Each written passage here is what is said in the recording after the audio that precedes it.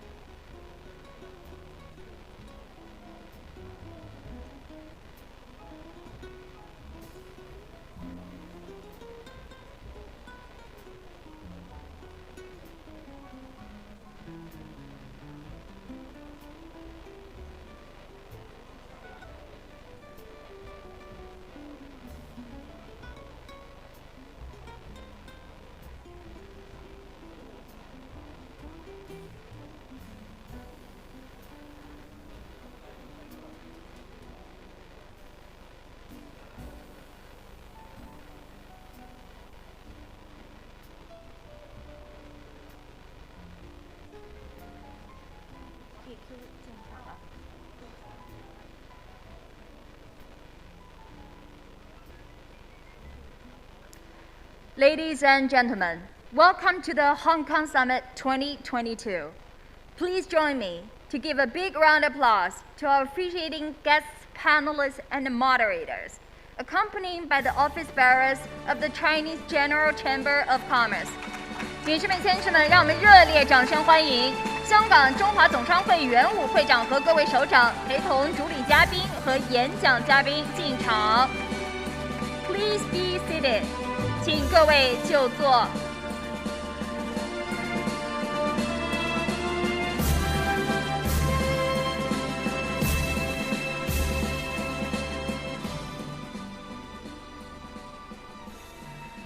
Distinguished guests, ladies and gentlemen, good morning, and welcome to the Hong Kong Summit 2022, organized by the Chinese General Chamber of Commerce and the China Council for the Promotion of International Trade. My name is Susie Young from Phoenix TV. It is really my pleasure to be here today and host this event again. 各位尊贵的来宾、女士们、先生们，大家早上好！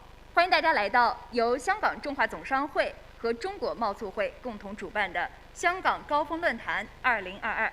我是今天的大会司仪，来自凤凰卫视的节目主持人杨舒，非常荣幸能够再次主持今天的论坛。Well, Hong Kong Summit has been a flagship event of CGCC since 2010. Well, this year is very special because we're co-organizing with CCPIT, and it's also an accredited event celebrating the 25th anniversary of the establishment of Hong Kong SAR. 香港中华总商会在2010年创办了香港高峰论坛，至今已经走过了12个年头。那今年我们非常荣幸与中国贸促会共同合办。那么今年的香港高峰论坛，同时也是庆祝香港特别行政区成立25周年的官方认可活动。Well, today's summit staging here in Hong Kong is also going live online. And we're deeply honored to have the presence of guests and speakers on site here and online. So, please join me to give a warm welcome to our officiating guests. And they are the Honorable John Lee, Chief Executive of Hong Kong SAR. 热烈掌声欢迎主礼嘉宾，香港特别行政区李家超行政长官 ，Acting Commissioner Yang Yirui, the Commissioner's Office of China's Foreign Ministry in the Hong Kong. 外交部驻港特派员公署杨义瑞署理特派员。And also online with us are Mr. 任宏斌, Chairman of the China Council for the Promotion of International Trade. 中国国际贸易促进委员会任宏斌会长。And Mr. 金立群, President and Chair of Asian Infrastructure Investment Bank. 亚洲基础设施投资银行金立群行长，热烈掌声欢迎各位。Well, the summit today brings together economic and trade officials, business leaders, and experts from Hong Kong, mainland China, and other Asian countries. And they will here today share and explore the opportunities of the regional cooperation in the post-pandemic era. 那么今天在线上线下，我们非常荣幸请到来自中国内地、香港特别行政区，还有亚洲多国的官员、工商领袖以及专家，共同探讨在新格局下的区域合作新机遇。Okay, to kick off today's program, we'd like to invite Mr. Yun Mo, Chairman of the Chinese General Chamber of Commerce, to deliver the welcome remarks. 热烈掌声有请香港中华总商会袁武会长致欢迎词，有请袁会长。特派员任宏斌会长，各位领导，各位嘉宾，各位工商界的友好，传媒的朋友，大家早上好。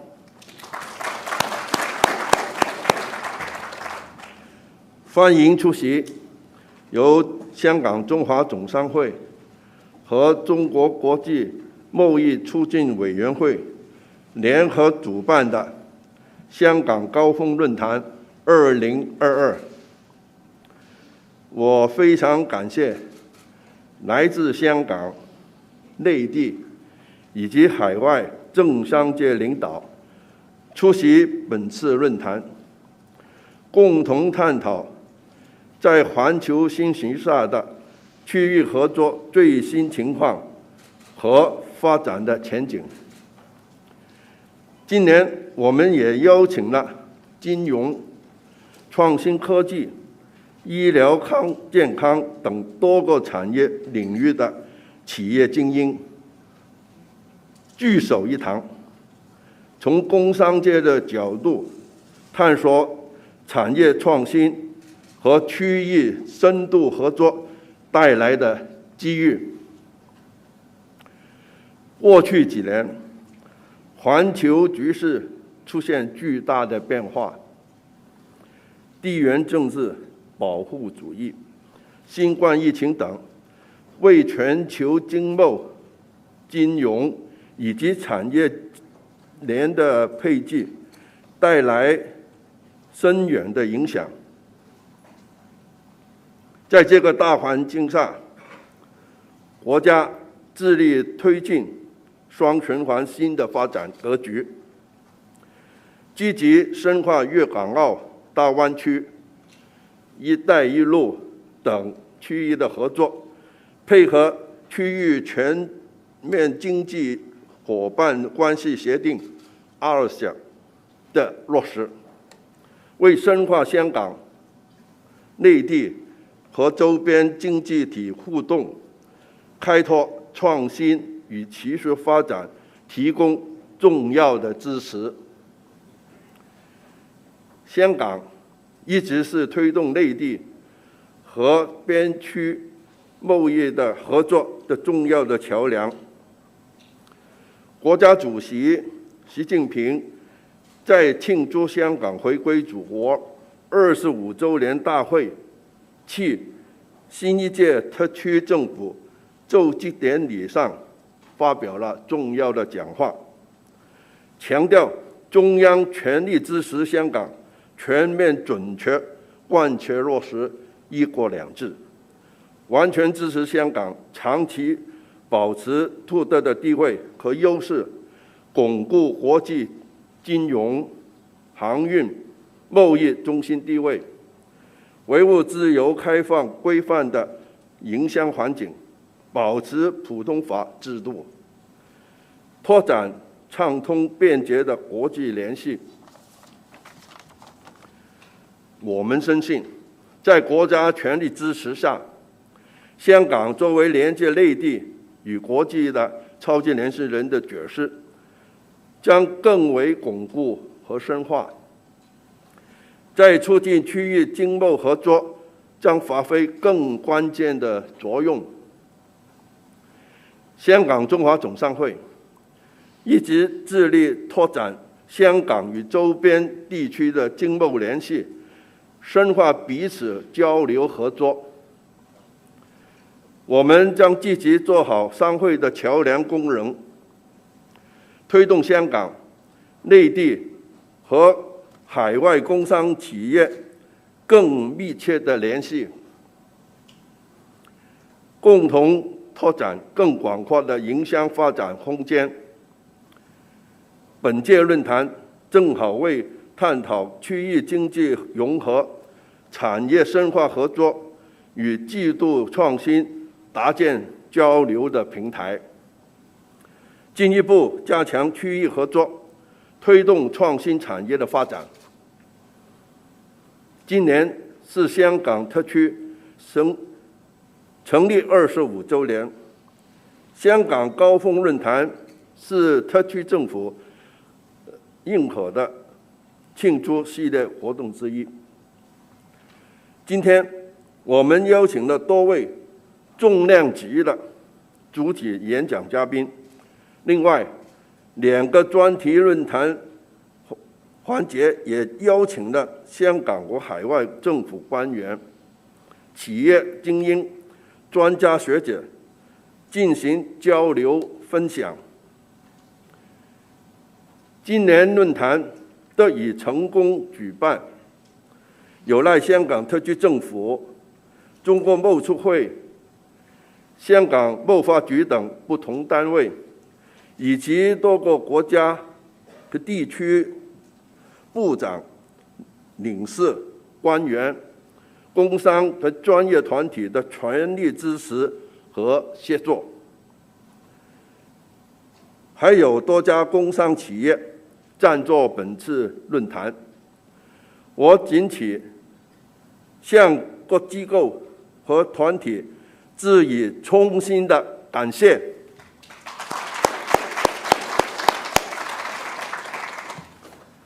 在此，我祝愿各位在线上的和线下参加今天香港高峰论坛的来宾，取得丰硕的收获，携手为促进区域经济合作共同努力，集思广益，共谋献策，在环球新格局和后疫情的探讨更多元发展的商机。最后，祝香港高峰论坛圆满成功，在座各位身体健康，工作顺利，谢谢大家。谢谢袁会长的精彩致辞，请您就座。And now let's invite Mr. Ren Hongbin, Chairman of CCPIT, for the welcome remarks. 接下来，掌声有请中国国际贸易促进委员会任宏斌会长致欢迎词，有请。尊敬的李家超行政长官，尊敬的原委会长、蔡冠深主席，各位嘉宾、女士们、先生们、朋友们，大家上午好。很高兴与大家云端相聚，在香港回归祖国25周年之际，中国贸促会与香港中华总商会共同主办香港高峰论坛，探讨合作机遇，同为香港开新篇。首先，我谨代表中国贸促会对论坛的成功举办表示热烈祝贺，对出席论坛的各位嘉宾表示诚挚的欢迎。不久前，习近平主席在庆祝香港回归祖国25周年大会暨香港特别行政区第6届政府就职典礼上发表重要的讲话，着眼香港未来发展，提出4点殷切希望，充满真情厚意，饱含期许和重托，为香港攻坚克难、繁荣稳定指明了方向，规划了香港在新时代新征程上开创新局面、实现新飞跃的蓝图，极大增强了香港和国际社会对“一国两制”和香港未来发展的信心。随着香港国安法制定实施，选举制度修改完善，粤港澳大湾区建设稳步推进，香港正处在由治及兴的新阶段，国际金融、贸易、航运中心地位持续稳固，国际创新科技中心建设前景广阔，与内地的各领域交流不断深化，在区域经济合作中优势显著。相信在新的发展阶段，在中央政府的全力支持下，在李家超行政长官的带领下，香港一定能够续写更加美丽繁荣的新篇章。本次论坛聚焦新格局下的区域合作新机遇进行讨论，契合香港当下发展形势，具有深刻的现实意义。希望与会嘉宾深入交流，集思广益，提出真知灼见，凝聚更多共识。值此机会，我愿分享3点建议：一是担当使命，推动香港继续发挥独特重要作用。在中国人民和中华民族迎来从站起来、富起来到强起来的伟大飞跃中，香港同胞从未缺席。香港的发展离不开国家，伟大的祖国是香港永远的坚强后盾。无论是抵御风浪、战胜挑战，还是开创新局面、实现新飞跃，祖国都为香港提供全力支持。国家的发展也离不开香港，作为连接祖国内地同世界各地的重要桥梁和窗口，香港为祖国创造经济发展奇迹做出了不可替代的贡献。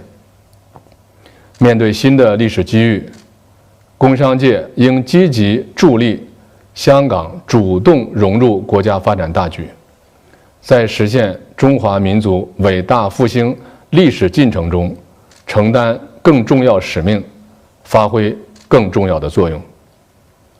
二是履职尽责，推动中央对香港的支持举措落地见效。中央始终心系香港，在一系列国家发展的战略中，为香港发展提供广阔的舞台和空间。工商界应积极响应中央重大决策部署，坚定履行服务香港和祖国内地经济贸易发展的职责，与时俱进，携手并行，用好用足中央政策和措施，为两地经贸互利合作打造平台，为香港青年成长成才创造更多机会，为香港经济转型发展再添动能，将中央对香港的关怀落实到香港同胞的心坎上。三是守正创新，推动香港经济实现更好发展。世界正经历100年未有之大变局，新一轮科技革命和产业变革蓬勃兴起，国际经济治理体系面临重大调整。中央政府完全支持香港长期保持独特地位和优势，工商界应继续发扬包容共济、求同存异、自强不息、善拼敢赢的优良传统，结合香港北部都会区深港创新及科技园的建设，不断加强贸易和投资，拓展各领域创新合作，助力香港找准新定位，打造新优势，合力助推香港经济再次腾飞。各位嘉宾、女士们、先生们，今年是中国贸促会成立70周年。习近平主席在庆祝中国贸促会建会70周年大会暨全球贸易投资促进峰会上发表重要的视频致辞，充分肯定了中国贸促会做出的重要贡献，对中国贸促会实现更好发展发挥更大作用寄予殷切的希望。站在新的历史起点上，我们将充分发挥开放窗口和桥梁纽带作用，致密服务企业网，扩大国际朋友圈，在推动高质量发展、构建新发展格局、推动建设开放型世界经济中再接再厉，争取更大成绩。明年我们计划与有关方面合作举办首届粤港澳大湾区建设工商峰会，推动内地与港澳工商界合作深入参与粤港澳大湾区建设。衷心希望能和各位嘉宾加强合作，携手前行，搭建高质量经贸促进平台，提供全方位优质专业服务，为香港加强区域经贸合作、融入国家发展大局提供助力，共同创造香港更加美好的未来。最后，预祝本次论坛取得圆满成功，祝各位嘉宾身体健康，工作顺利，阖家幸福。谢谢大家。好，谢谢任会长的致辞。接下来，热烈掌声有请本届论坛主席、香港中华总商会蔡冠深永远名誉会长致辞。Now let's invite Dr. Jonathan Chai, Permanent Honorary President of CGCC, to deliver the Summit Chairman's speech. Dr. Chai, please.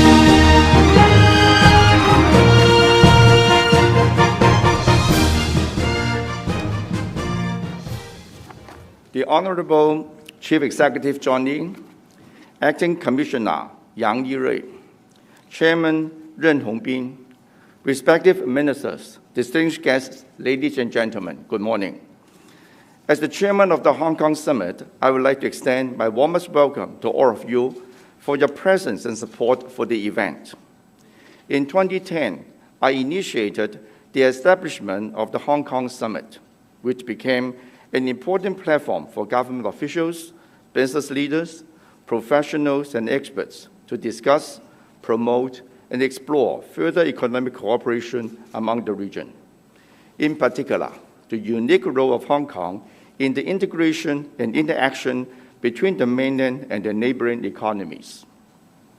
Facing the challenges of the heightened geopolitical tensions and uncertainties of the pandemic, it is important for the East Asian economies to enhance further regional collaboration and explore various opportunities under the mainland dual circulation strategy.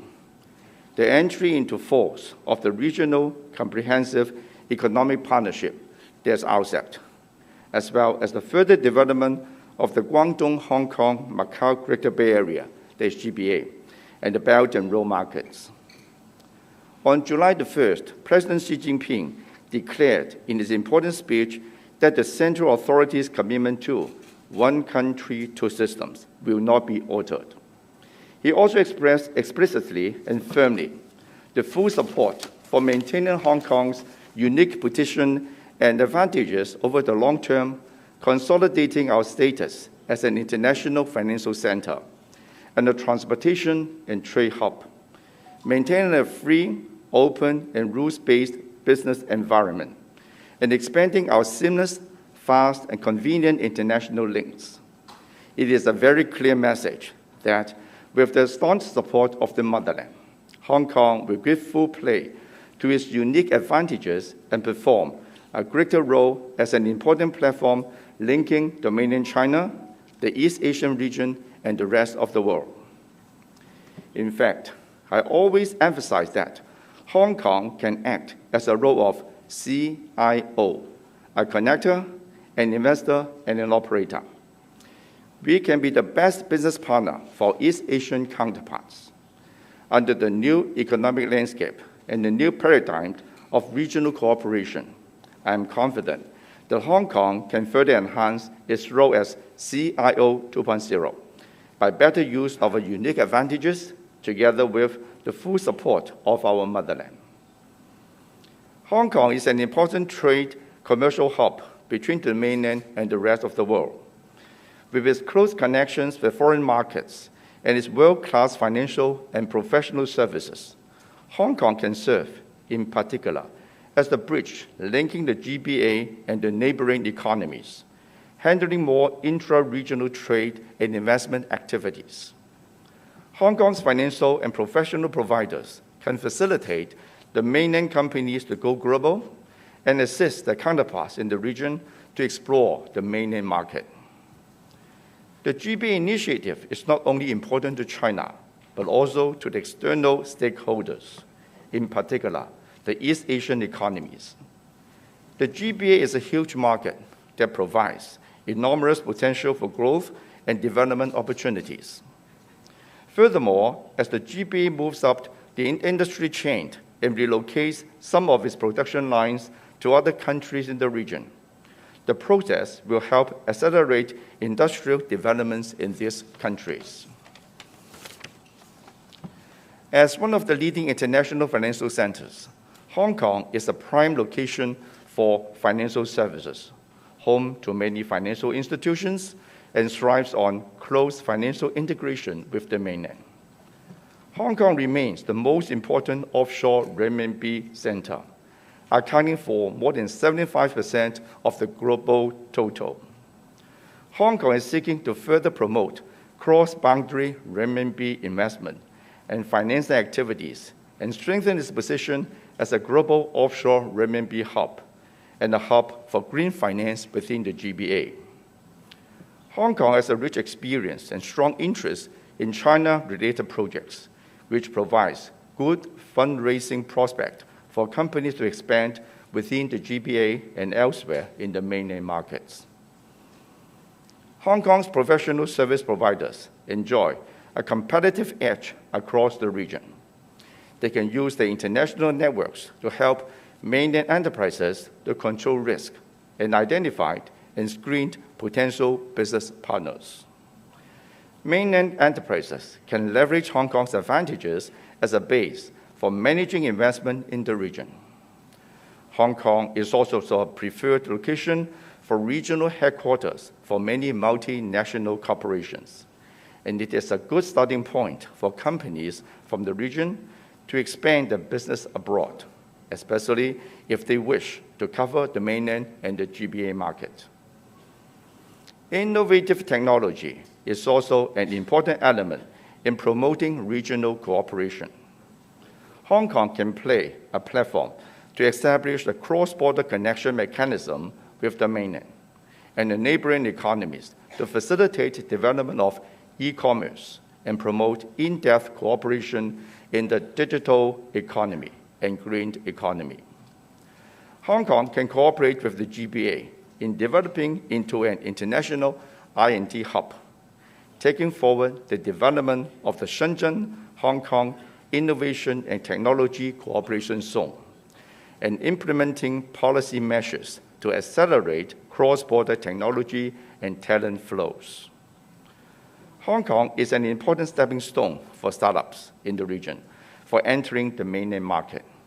It is worthwhile for startups in the region to establish their presence in Hong Kong to make a good use of policy support and seize the opportunity in the GBA.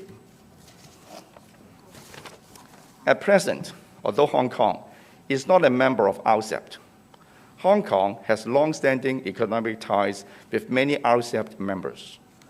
Hong Kong also plays an important role as a super connector in promoting regional trade cooperation between the mainland and other RCEP markets. Hong Kong has been actively seeking to join the RCEP. With Hong Kong joining the RCEP, I believe that the economic ties among the region will further be strengthened and closer integration of the regional value chain will be established. Hong Kong has a huge potential to play a synergistic role to strengthen linkage with other RCEP members' economies and promote closer regional economic integration, thus enhancing the manifold benefit of multilateralism. Hong Kong's participation in RCEP will benefit the entire region in trade, cross-border logistics, high-end manufacturing, and modern services. In the new era, regional cooperation needs more new thinking and new impetus. We will continue to join hands with local and overseas governments and business circles to explore further developments and opportunities from the regional economic integration for creating a brighter future. Thank you very much. 好，谢谢蔡会长。Please remain on stage because right now we're going to have a group photo session because today is really special. I'd like to invite everybody on stage and join us for the group photo. 借着今天这个难得的机会啊，我们将进行合照环节，要有请主礼嘉宾、演讲嘉宾以及论坛主办方的首长一起到台上留影。好 ，May we now invite CGCC Chairman Mr. Yun Mo to accompany our guest of honor, the Honorable John Lee, Acting Commissioner Yang Yi-rui, Mr. Algernon Yao, Secretary for Commerce and Economic Development of Hong Kong, Professor C.J. Chan, Adjunct Professor at HKUST B School, to proceed to the stage.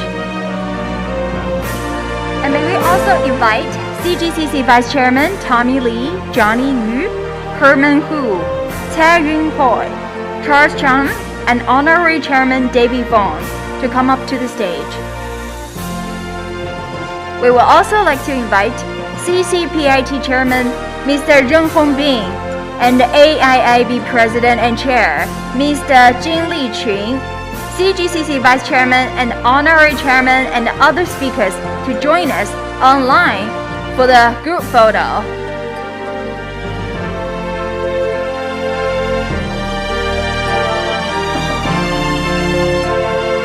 好，有请各位嘉宾看前方的摄影镜头，一起合影留念。今年的峰会非常特别，线上线下共同举办，请媒体朋友们抓住这个机会，帮我们捕捉到这一届香港高峰论坛的重要时刻。Well, it is the 4th edition of Hong Kong Summit initiated by CGCC. Well, the summit is being held in hybrid mode, online and offline. And this is also an important event in celebration of the 25th anniversary of the establishment of Hong Kong SAR.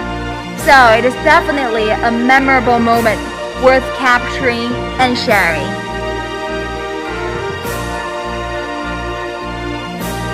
Thank you. Big round applause. 谢谢各位主礼嘉宾。我们今天的合照环节到这里就结束了，谢谢。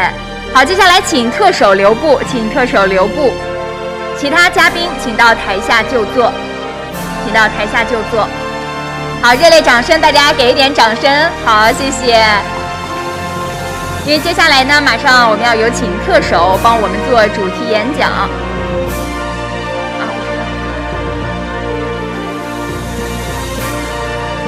Well, as everybody have known that Hong Kong is an important center of financial, transportation, trade, innovation, and technology.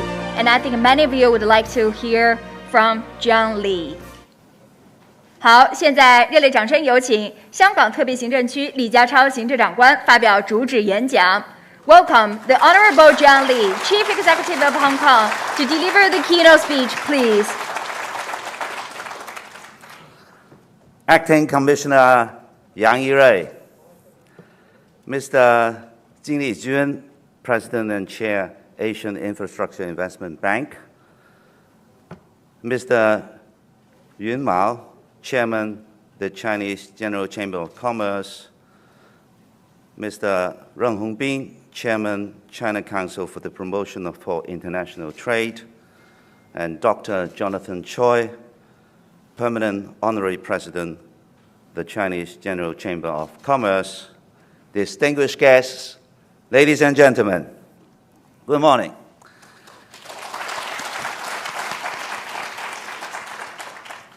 It is a great pleasure to welcome you all in person as well as online to this Hong Kong Summit 2022. This summit was last held in 2017 when it helped mark the 20th anniversary of the Hong Kong Special Administrative Region. It is fitting then that today's summit is among the major events celebrating the Hong Kong SAR's 25th anniversary. We are also here to celebrate the 25th anniversary of the One Country, Two Systems principle, the unique constitutional principle that has powered Hong Kong's success for the past quarter of a century, a successful principle that will continue to propel us to a brighter future. That flourishing future will be forged with the full support of the central government. With Hong Kong's unique role under the dual circulation strategy, as well as the opportunities afforded us through the National 14th Five-Year Plan and the development of the Guangdong, Hong Kong, Macau Greater Bay Area, Hong Kong is destined to rise as a city of boundless opportunities. Hong Kong is blessed as well in being one of the world's most open and competitive economies.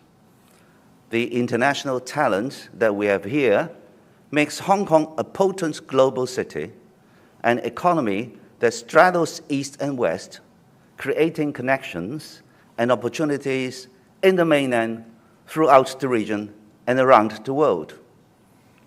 Our outstanding connectivity in the region is manifest by the fact that Hong Kong joined the Asia-Pacific Economic Cooperation, or APEC, in 1991 and has, since 1997, continued to participate in APEC as a separate and full member, using the name Hong Kong, China. For more than 3 decades, we now closely worked with APEC partners to boost regional economic cooperation and build a more resilient economy to cope with the pandemic. The 25th anniversary of the Hong Kong SAR is also a new start for Hong Kong. It is time for us to tell the world about our distinguished achievements with pride and confidence. That is why in November, I plan to attend the APEC's Economic Leaders Meeting in Bangkok.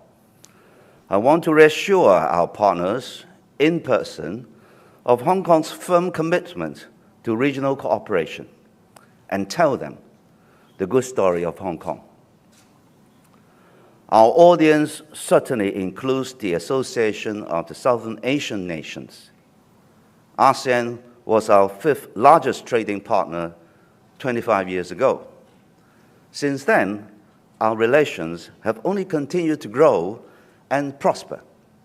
Since 2010, ASEAN has become our 2nd largest trading partner. Despite the pandemic, merchandise trade between Hong Kong and the ASEAN last year grew 21% over the previous year, with our bilateral trade hitting an all-time high of some $160 billion.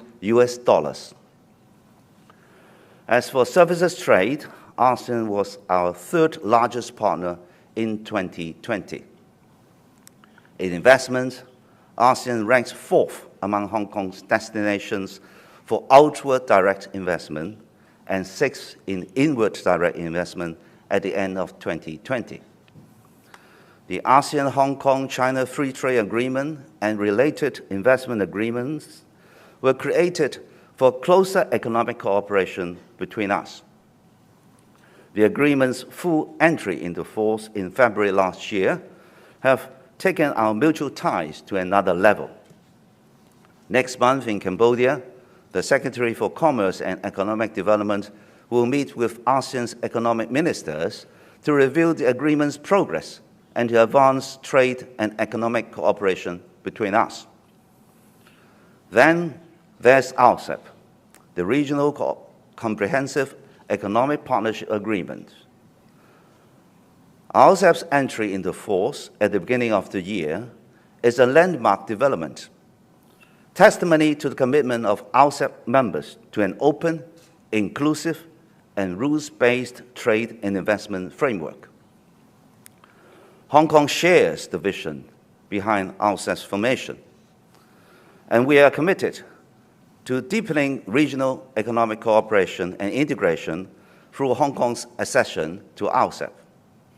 Joining RCEP would advance Hong Kong's status as an international trade center, a continual reality that is, of course, supported by the National 14th Five-Year Plan.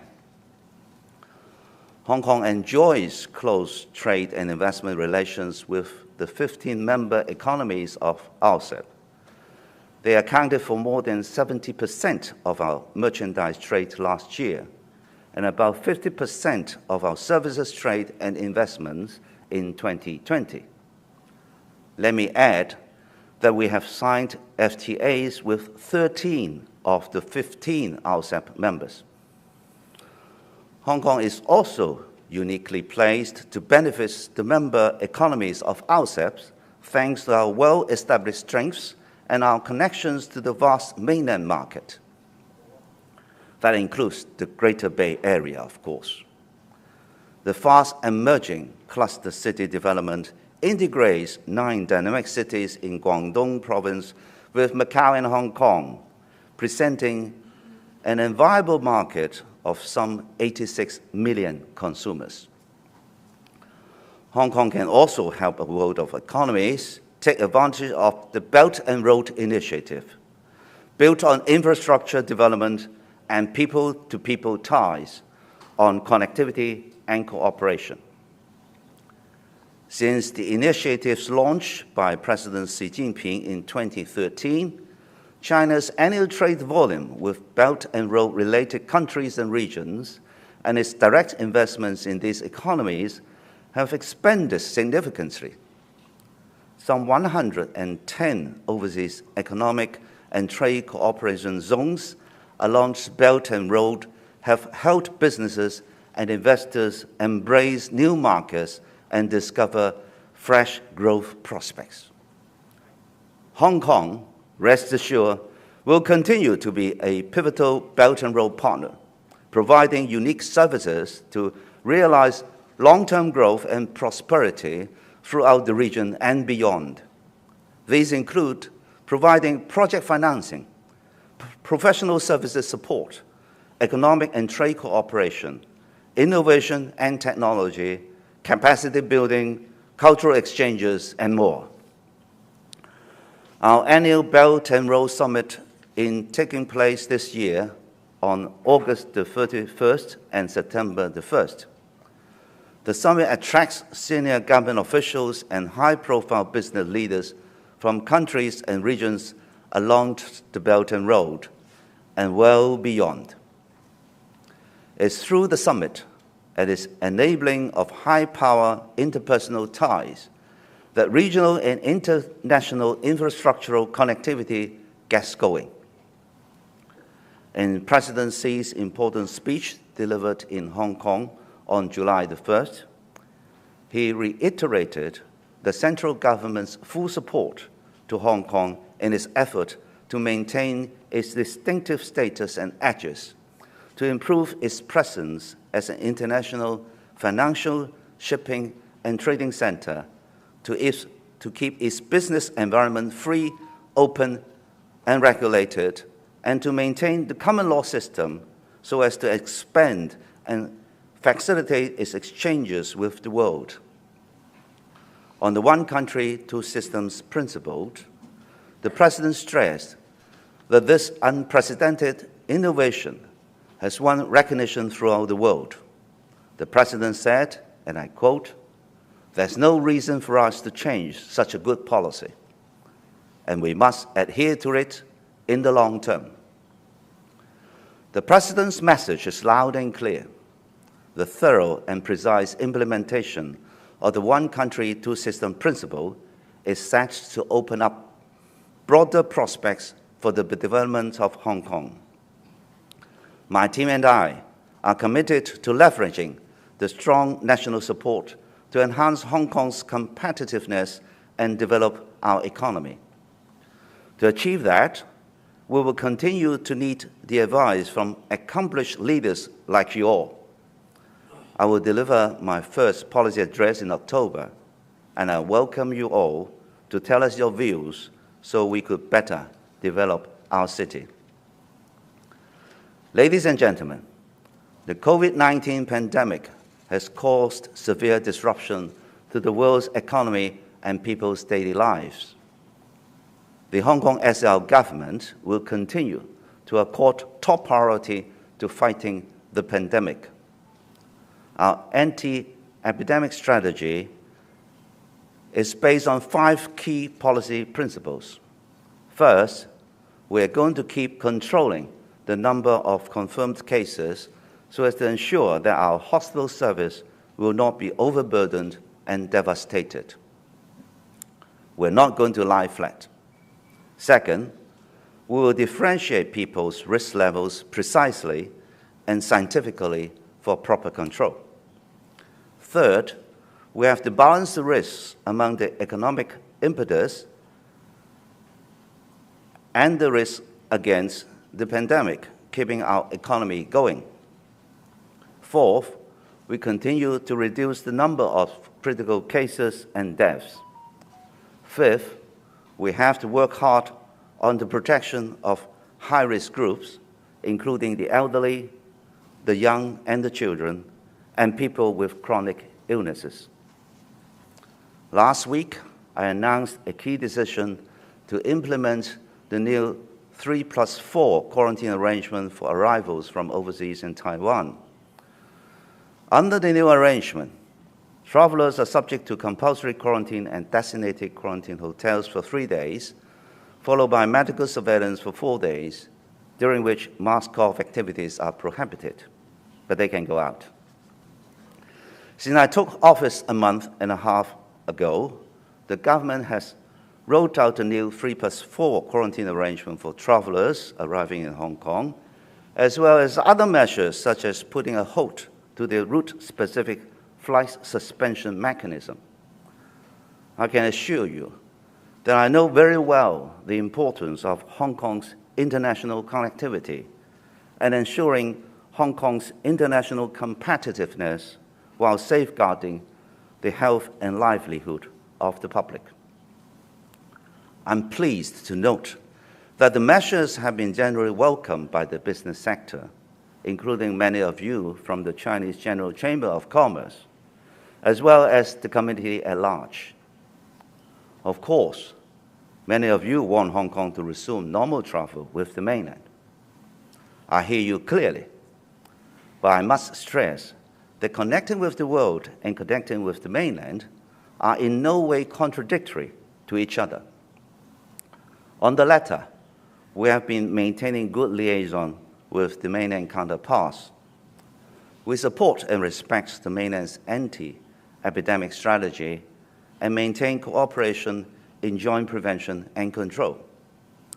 My preliminary goal is to reduce the degree of inconvenience to travelers without bringing about additional risks to the mainland's epidemic situation.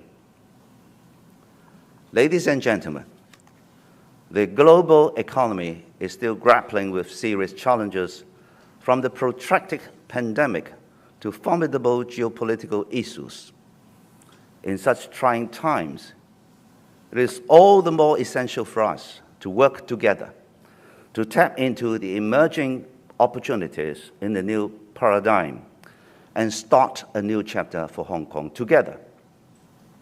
Before I close, let me express my heartfelt gratitude to the organizers of today's summit, the Chinese General Chamber of Commerce, and the China Council for the Promotion of International Trade, as well as the numerous supporting organizations and sponsors involved for providing this much-needed platform for exchange. I wish you all the best of business in Hong Kong and throughout the world in the year to come. Thank you. Thank you, Mr. Zhang Li, for the wonderful speech. Thank you so much. Please be seated. 接下来的主旨演讲，让我们有请亚洲基础设施投资银行金立群行长。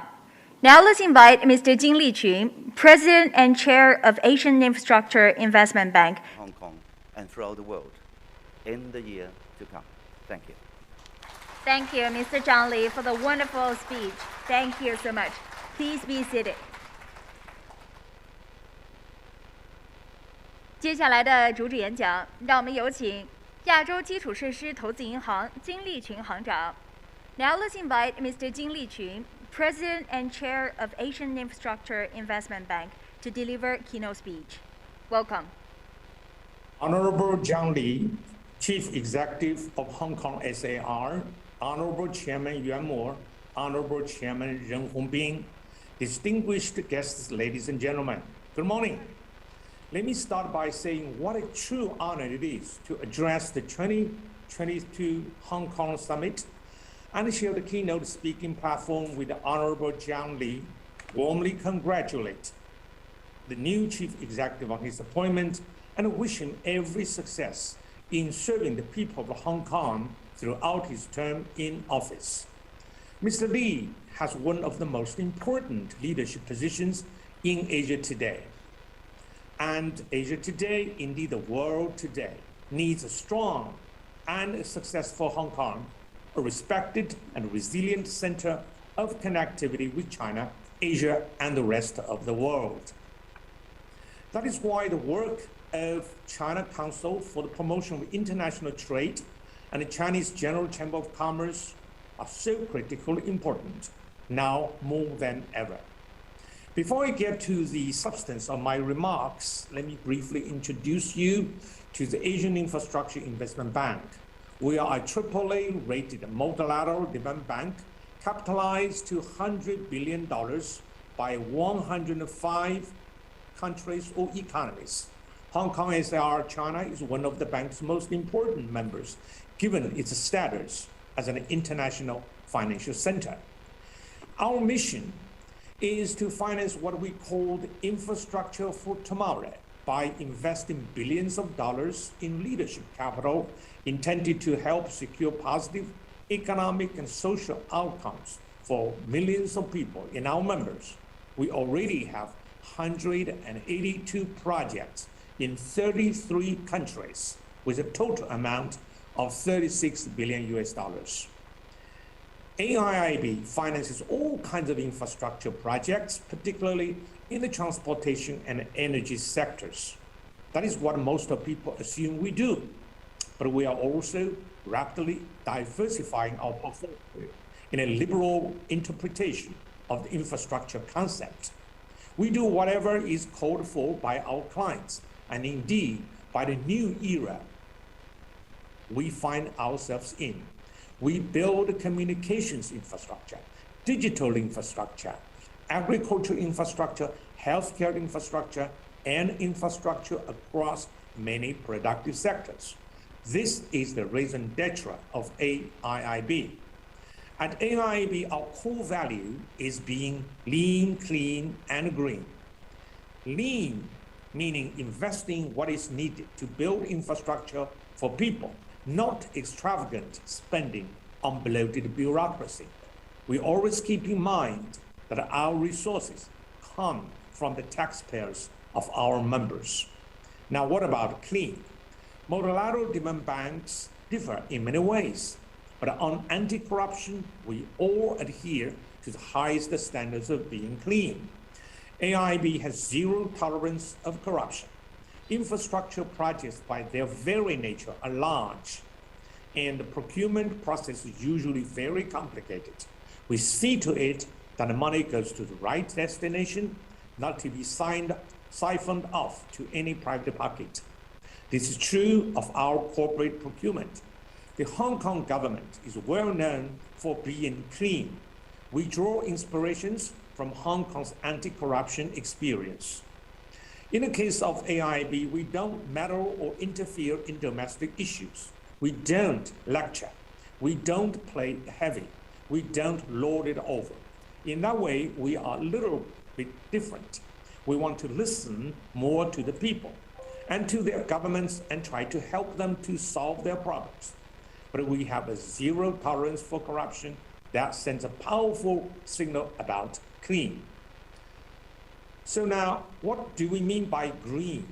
Hundreds of millions of people in Asia are vulnerable to global warming and face the worst kind of impacts from climate change, such as from extreme weather of floods, storms, and droughts. Just July was the hottest month since reliable records began in China, and this summer has been an unbearably hot one for countless people in South Asia who don't have air conditioning and suffer the cruelest consequences. And this is before we start to talk about the threat posed by sea level rise and the spread of diseases such as dengue fever, which is driven across Asian borders by climate change. Water supply, food security. The list of climate-driven problems is very long. These are the problems AIIB is focused on solving with our clients. Our goal is for at least 50% of our lending to the climate finance by 2025. We intend to leverage our resources to mobilize more capital from the private sector across the world to stave off menaces to our vulnerable countries and their people. The official theme of this week's summit is emerging opportunities in a new paradigm of regional cooperation. This strikes a chord with me because it's basically what we in AIIB have been focused on since we were founded in 2016. Let me start with emerging opportunities. First of all, on a basic level, I like the positivity of this concept. These days, the media of the world often thrusts upon us negative headlines galore, stories of looming challenges, imminent problems, impending threats, and worse and not so seldom, real disasters not far away from us. There are indeed many emerging crises at this critical point in our lifetime. A crisis of conflict, a food security crisis, a crisis in the cost of living for many people, the COVID-19 crisis, and above all, the crisis of climate change. These crises are testing our willpower, our ability, our resilience, and our guts to tackle the challenges head on. Behind each and every clear and present danger lies an opportunity waiting for us to capture. AIIB believes that the emerging economies of Asia are able to rise to the occasion, providing positive solutions to these problems. Many of these problems can be resolved by infrastructure for tomorrow. What is meant by this term is the infrastructure that is financially, socially, and environmentally sustainable, meeting the needs of the people while connecting Asia and the rest of the world. Now, what about this new paradigm mentioned in the theme of this conference? For AIIB, the new paradigm is best expressed as an aspiration to create a new model of development and a multilateralism that protects the prosperity we have been building together for many years for the benefit of the ordinary people. Since the Bretton Woods system was established, the multilateral development banks like the World Bank and later the Asian Development Bank and many others emerged to support global and regional development. Over the decades, we have learned many lessons about development, a new paradigm has emerged. Development must be done in an environmentally benign way. It must ensure that ordinary people reap the benefits of investment, rather than suffer from the ills of poorly planned projects.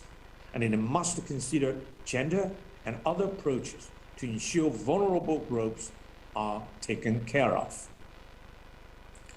Thinking back many years, I can also remember great examples of regional cooperation, including here in Hong Kong, that left a lasting impression on me. Let me tell you about one in particular.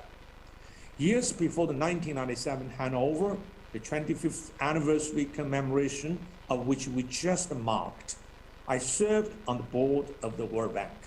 The Chinese and the UK chairs on the board would occasionally talk about the handover, and then we hit upon an idea that the annual meetings of the two Bretton Woods institutions should be held in Hong Kong in 1997, the year of the handover. But there was a complication at that time. Singapore was already designated as the host city for the 1997 annual meetings of IMF and World Bank. In the same spirit of statesmanship that was the signature of Singapore at the time, in a milestone moment of Asian regional cooperation, Singapore gracefully yielded to Hong Kong as the host of that year's meeting. Singapore understood that this was for the common prosperity of Asia, for regional peace and prosperity. In the run-up to the annual meetings of these great institutions, the two teams, namely the Hong Kong team and the mainland China team, set the stage for the IMF and the World Bank Group meetings by working seamlessly together as partners for a glorious goal. It was a successful rehearsal for the productive cooperation between Hong Kong and the mainland in the ensuing years. A quarter century later, this signal example of regional cooperation still inspires me. More than any time in the past, regional cooperation plays a critical role in addressing the formidable challenges faced by all of the economies in this region. Hong Kong, like many other jurisdictions, has weathered many storms since then, and especially during the pandemic. Hong Kong will continue to be an exemplar of regional cooperation, regional economic integration, and regional connectivity in a globalized economy. Hong Kong is also a fulcrum for international financial institutions to unlock co-financing opportunities. As a regional banking hub and the largest offshore RMB center providing full range of banking services, Hong Kong also offers large pools of financial, legal, accounting, and other professional talent. Hong Kong is also a trusted jurisdiction for investors to bring their disputes for arbitration and settlement. It was with Hong Kong's advantages in mind that in February 2020, while the COVID-19 pandemic increased the risks to the finance operations of AIB, we engaged with the Financial Bureau and Hong Kong Monetary Authority to create a temporary finance site in the International Finance Center. The IFC site acted as a business continuity center for our bank, and it helped AIB ensure the uninterrupted functioning of our finance operations, particularly for payments and management of the liquidity portfolio. In concrete terms, the site ensured that AIB maintained the ability to execute critical operations independently of our Beijing headquarters team as necessary. More importantly, it helped us to ensure the strong business continuity, which is a requirement from a risk and internal audit perspective, and is viewed favorably by the credit rating companies. AIB remembers with immense gratitude the generous support received from Hong Kong during the challenging time. From danger shared, our relationship deepened. Indeed, we regard Hong Kong as a robust partner of AIB well beyond its being yet another shareholder member. I enjoy reminiscing about that inspiring experience in working with our Hong Kong colleagues and friends. This experience has left a strong positive impression on all of us involved. Looking forward, I believe that there's ample space for growing cooperation between Hong Kong and AIIB. Our collaboration in the early days of COVID-19 was the first case of success. This will surely not be the last. Hong Kong is well placed to become a regional carbon credits trading hub, matching the financing needs of greenhouse gas reduction projects in China with global investors and emitters.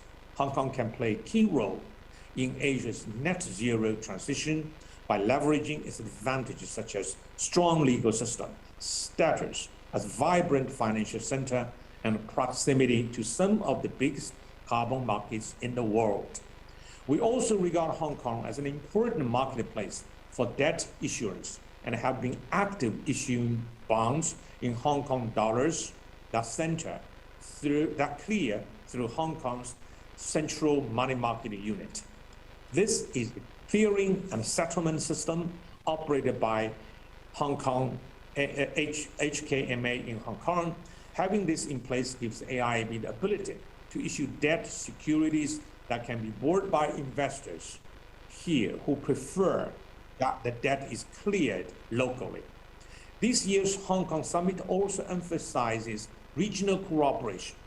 Recent geopolitical tensions remind us of the critical importance of cooperation. Cooperation is far preferable to conflict, division, or isolation. We must work together. As you know, COVID-19 has disrupted global value chains, or GVCs. To cope with this, some countries are trying to achieve a certain self-sufficiency. In the short term, this kind of self-reliance approach is a rational response to what has happened. However, we should understand that regional and global value chains remain critically important to our standard of living. Overreacting by each country trying to do everything on their own from now on is risky. Turning inward for total self-sufficiency is not feasible. This approach goes against the fundamental tenet of economics. Hong Kong is well integrated into global value chains, with nearly 3/4 of its exports being part of the GVCs. This high level of participation is driven by robust infrastructure quality that facilitates timely production of parts and components of international standards at a reasonable cost. Great economic achievements came from cross-border cooperation and connectivity. Why should we want to turn our backs on it now? My message is this: multilateralism will continue to play an important role in bringing countries and economies together for enhancing economic cooperation, especially in a great international entreport like Hong Kong. There's no turning back to the clock. AIIB is well positioned to support regional cooperation and development as the modern multilateral institution built for the 21st century. With the highest standards in governance and focused on helping solve big problems where we can apply leadership capital that brings about sustainable solutions to public problems. We can also provide whatever necessary support to those countries or economies which are the most fragile and vulnerable. If people don't have enough money for food, it's hard to build and benefit from infrastructure on an empty stomach. During the worst of COVID-19, large public outlays for many countries caused sovereign liquidity problems. Through our crisis recovery facility, AIIB was agile and quickly applied leadership capital to help these countries overcome their challenges. Trust does not come easily these days, but the results of earning it are well worth the effort. Let us not regress. Let's keep progressing. I have said on many occasions, particularly a few years ago, when skepticism about AIIB was rampant, trust has to be earned. Trust is not like a PhD degree. Once you earn it, it's yours for the rest of your life. Trust is not such stuff. You have to cherish it and keep it. If we do not take good care of it, trust will run away on horseback. If it ever comes back, it does on foot, and most probably it will never come back.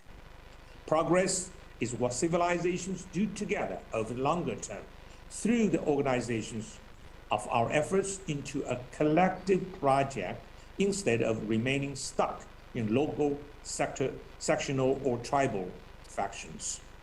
In some developed countries, when it comes to infrastructure, they said, build back better. But in much of Asia, we are talking about building it up for the first time when there has been inadequate infrastructure, but plenty of poverty, disease, and hunger. It's morally reprehensible to turn our backs on these people. Commerce is important, so too is cooperation. But let's not forget about compassion.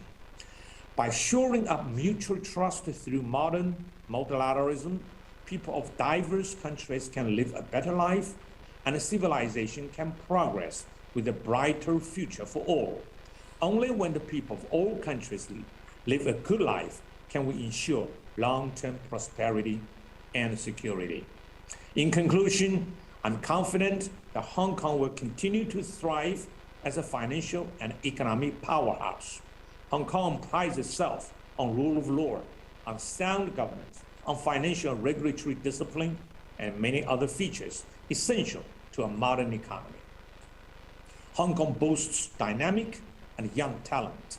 A few years ago, I was invited to address the audience who were college students from all the universities in Hong Kong. I discussed the multilateralism, the social responsibility of our generation, and Hong Kong's role in the 21st century. The students were all attentive. In their shining eyes, I saw the future of Hong Kong. Hong Kong has a great future. Thank you very much.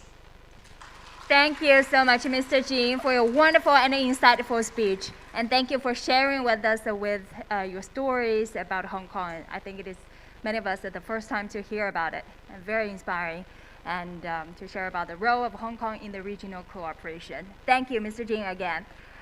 Well, ladies and gentlemen, Chief Executive John Lee has to depart right now. We regret to say that due to other engagement. So, ladies and gentlemen, please join me to give another round of applause to Mr. Lee and the officiating guests. Thank you so much for joining us today.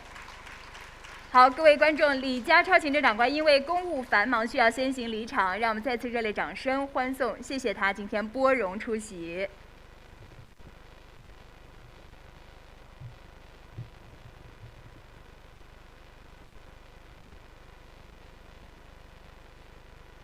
好，今天几位重量级的嘉宾为我们做了非常精彩的专题演讲之后，接下来的环节也同样精彩，我们就是要好好讨论香港在区域合作当中的角色。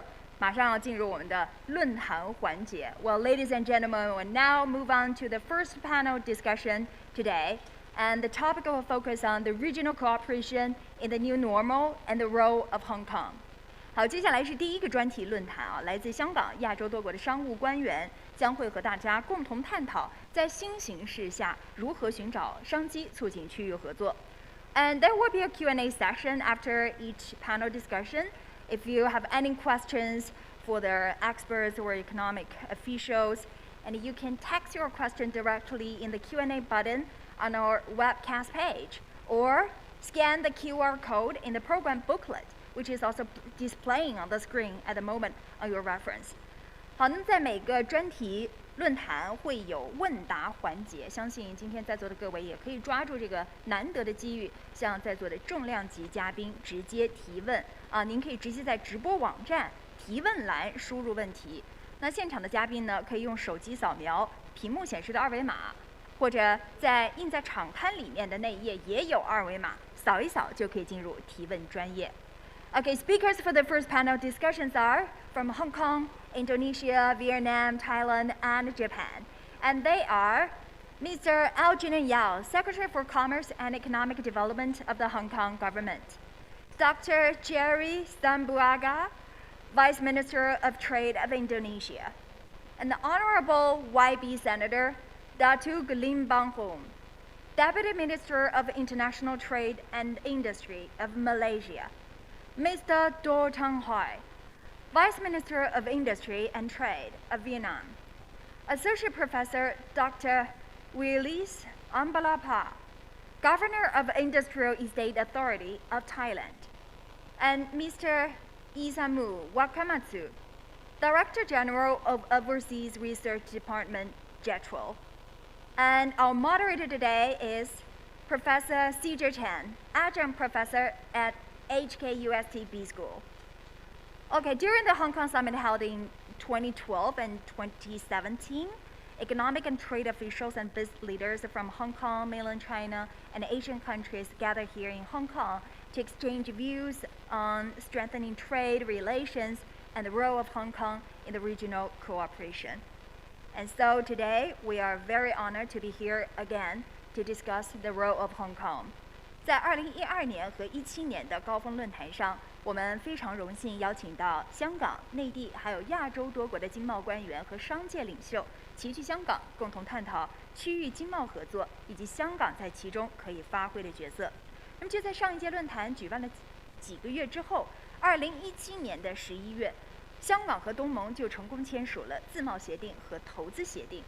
而在今年 ，RCEP 大部分成员1月份已经确认协议生效，更成为了区域经济合作融合的重要平台。香港特区政府一直积极争取加入 RCEP， 相信今天的论坛能够成为各地政府和商界一个有效的沟通平台。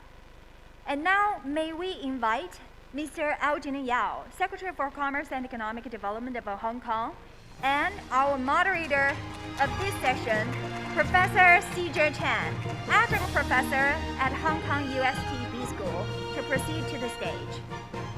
And also welcome all the speakers online joining the panel discussion. And now I'd like to pass the microphone to Professor C.J. Chan, please. Okay, thank you very much. I think I would say that I have really enjoyed this morning. I think that we have excellent speeches. I want to thank you to the organizer for organizing this very important summit during this time. And we hear two keynote speeches this morning, including one by our Chief Executive, Mr. John Lee, setting out Hong Kong position and how we see the role of regional cooperation and how we should leverage on Hong Kong's role in the development in the region, as well as helping the development in the GBA. We also heard the speech from Xi Jinping on the infrastructure development in Asia. Now, we know that during this we're still in the middle of the pandemic. During this pandemic age, many countries are coping with the changes of the economy, the challenges, and also the disruption of supply chains. We see that's going on, and many Asian countries actually have done reasonably well compared to other Western counterparts. But still, the disruption by the pandemic is real. Earlier, Mr. Xi Jinping reminded us that even though there's disruption to supply chain, no country can be self-sufficient. We must rely on each other. We must have regional cooperation. Although the supply chains may need to be re-energized and replanned, but it is important for us to rely on each other and cooperate with each other. So, and then I think we all understand that the wonderful opportunity presented by the RCEP is such a platform on which many countries can rationalize the production, the supply chain, cooperation with each other using the RCEP platform. So the RCEP comes at a very good time for this challenge, for us dealing with these challenges. So in this session, I'm very happy to be the moderator. My job is very easy because I have all these important speakers, ministers in Hong Kong, as well as around the region, and the leaders around the region to help us walk through the issues, think about what are the challenges and how we can do better in regional cooperation, and of course, in Hong Kong, how Hong Kong can can contribute to this regional cooperation, and how Hong Kong can leverage on a position in the Greater Bay Area to facilitate this cooperation.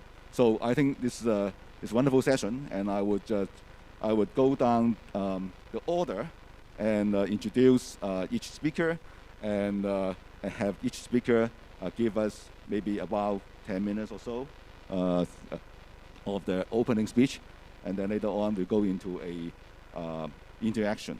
So first of all, it's my great pleasure to welcome and introduce Algernon Yao, Secretary for Commerce and Economic Development of Hong Kong SAR, to be our first speaker and give us your view on how we can do cooperation in this new normal. Thank you.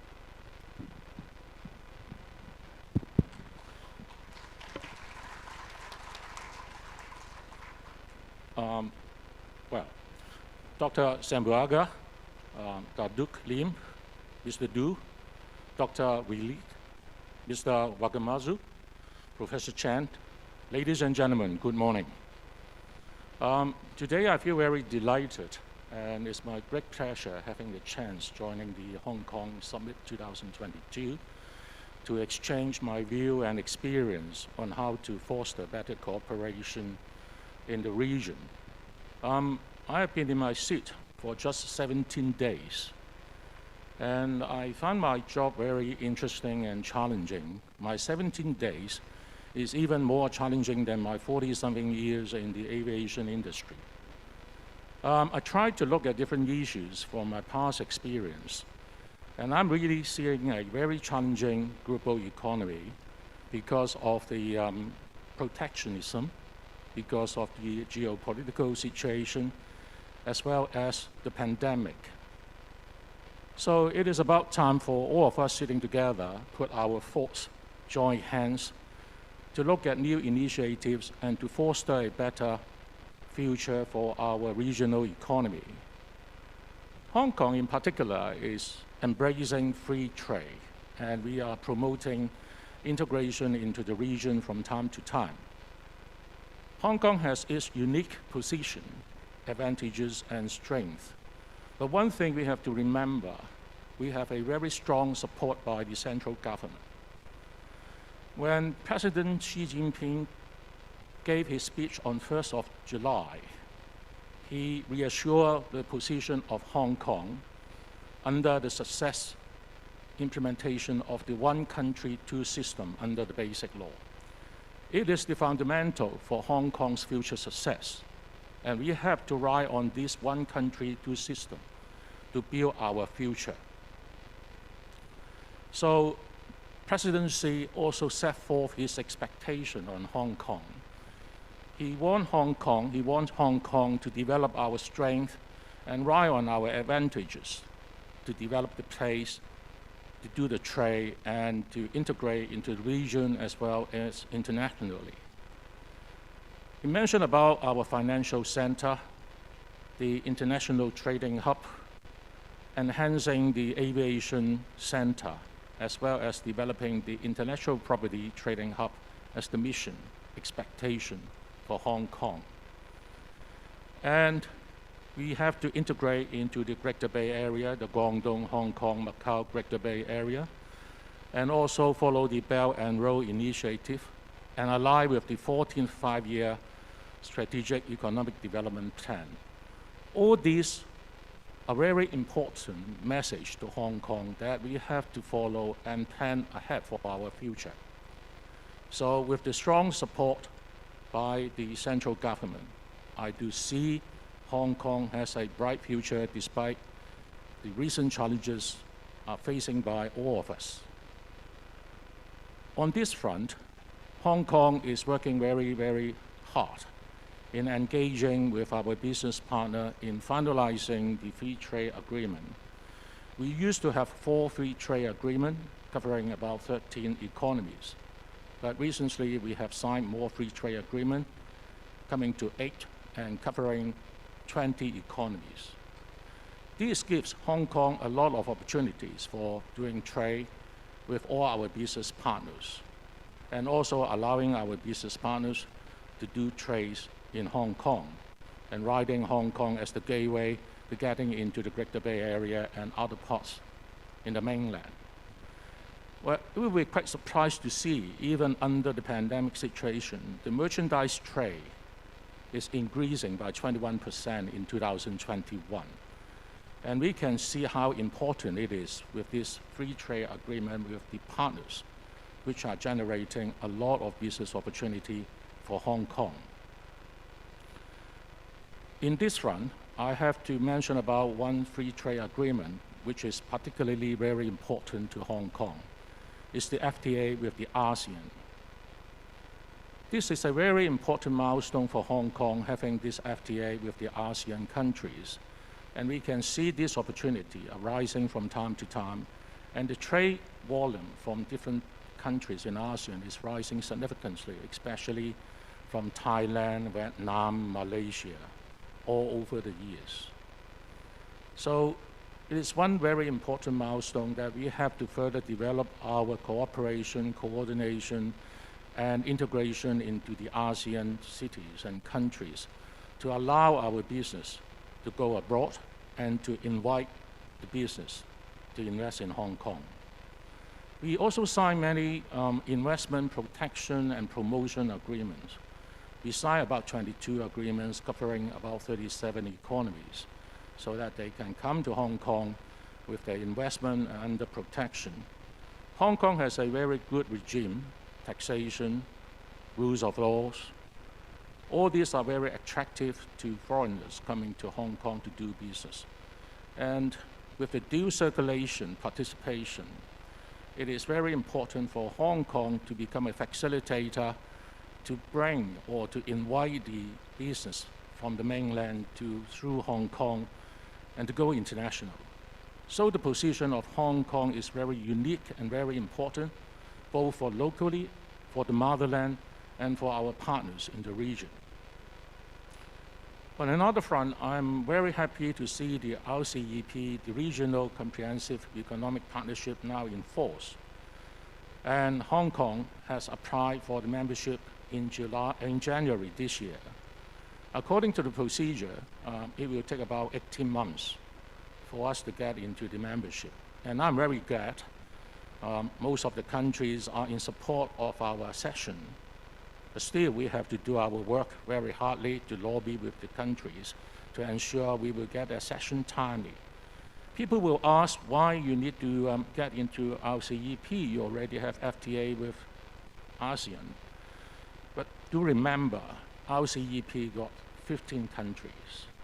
In addition to the 13 FTA we signed, we don't have FTA with Japan and Korea, so getting into RCEP will give us even more opportunities for doing trade, services, information technology exchange with those countries in the membership. So it is a very strategic and long-term development for Hong Kong for getting into RCEP in our initiative, in our plan for the next couple of years. So talking about investment opportunity in Hong Kong, there are plenty. Our investment arms, promotion agents, Invest Hong Kong, is working very hard with our counterparts everywhere. And especially in the Greater Bay Area region, we have set up a liaison group to promote the business in Greater Bay and helping business doing business in the mainland and the Greater Bay areas. And we are also strengthening our setup in different places in mainland, like Shanghai, Beijing, and other places, in order to help with the investment. And give an example, in 2021, the China International Export Expo had invited about more than 40,000 visitors. It is a very good indication people are very interested to do business with China, and for China businessmen to do business internationally. For Hong Kong, we provide a lot of measures and schemes to support the business. We have the BUD Fund, the branding, upgrading, and domestic sale fund. We spent about 5 billion Hong Kong dollars in the past 5 years to support the industry and the trade. So we also extend this fund to cover 37 other economies as well recently. So all in all, Hong Kong is trying to look for the business recovery after the pandemic, making ourselves ready, and in good coordination with the business partner in the region, plan for the future, and trying to establish our advantages and strength accordingly, and following the expectation by President Xi on the expectation of Hong Kong playing our role, doing it rightly and timely. So, ladies and gentlemen, may I appeal to you to support the initiative set forth by the Hong Kong government for our business future and to foster a brighter business environment for Hong Kong and for the region. Thank you very much.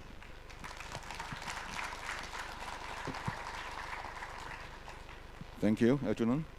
Now, let's turn to Indonesia.